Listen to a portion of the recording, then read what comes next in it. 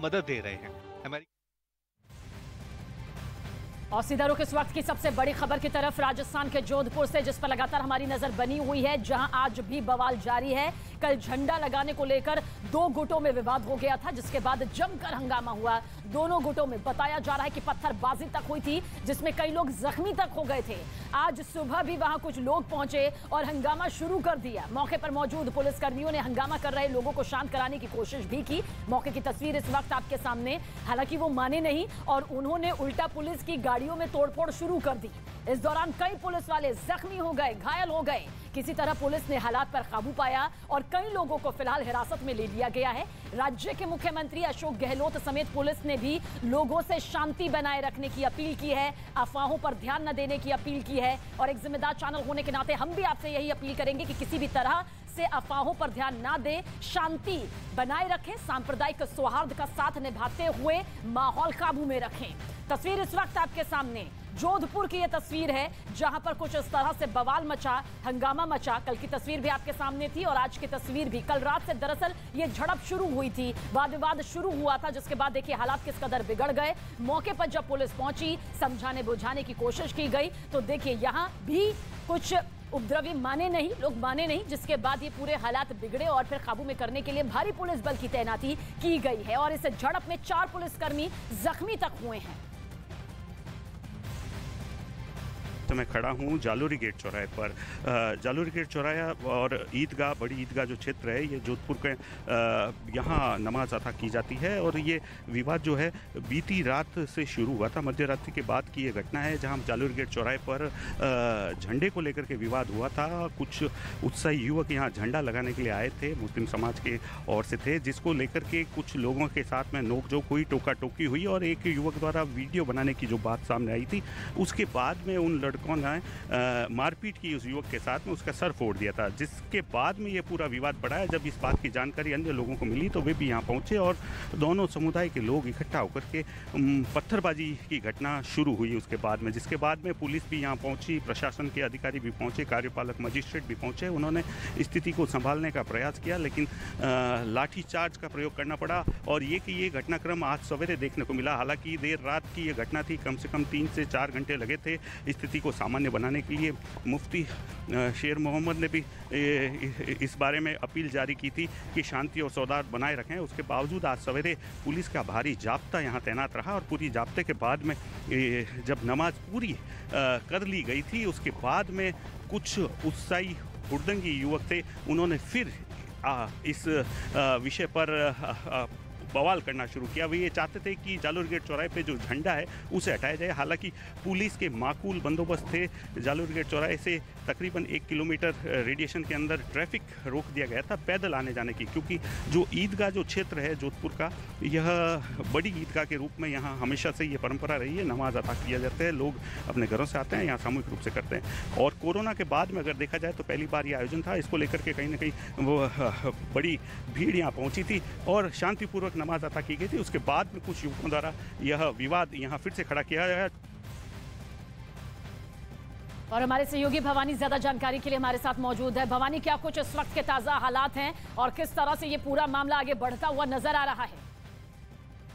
देखिए, एक तो बड़ी खबर यह है कि इस वक्त मुख्यमंत्री अशोक गहलोत ने जोधपुर के मसले पर इमरजेंसी मीटिंग कॉल कर ली है और मुख्यमंत्री दफ्तर पहुंच गए। अभी आज उनका जन्मदिन था, इसलिए सीएम आवास पे थे और शुभकामनाएं संदेश ले रहे थे, लेकिन सारे उन्होंने अपने जो प्रोग्राम है वो कैंसिल करके इस वक्त मीटिंग बुला दी। डीजीपी को बुलाया गया, चीफ सेक्रेटरी को बुलाया गया और जोधपुर को लेकर किस तरीके से, अभी सबसे बड़ी चुनौती सरकार के सामने है कि जोधपुर में हालात तनावपूर्ण है।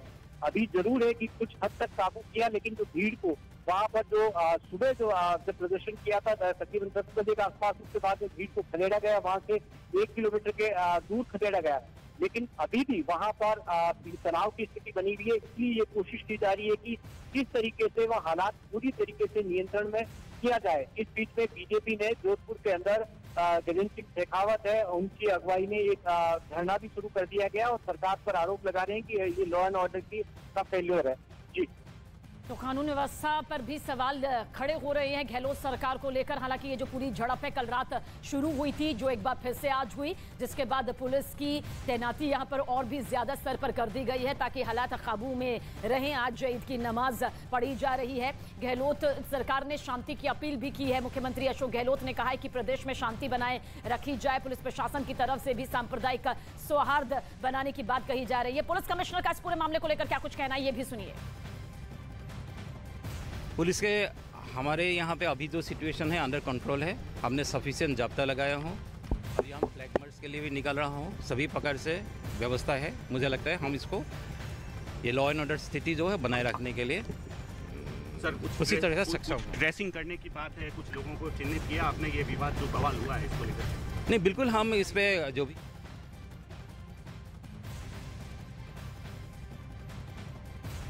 सूर्यकांत व्यास जी हमारे साथ इस वक्त मौजूद है। आप विधायक हैं। सूर्यकांत जी, सबसे पहले यही जानना चाहेंगे किस तरह से ये पूरी कानून व्यवस्था यहाँ पर नजर आ रही है, जो पूरा मामला यहाँ पर निकलकर सामने आया है, क्या कुछ आप कहेंगे कानून व्यवस्था को लेकर? क्या आपको लगता है थोड़ी ढिलाई यहाँ पर दिखाई दे रही है?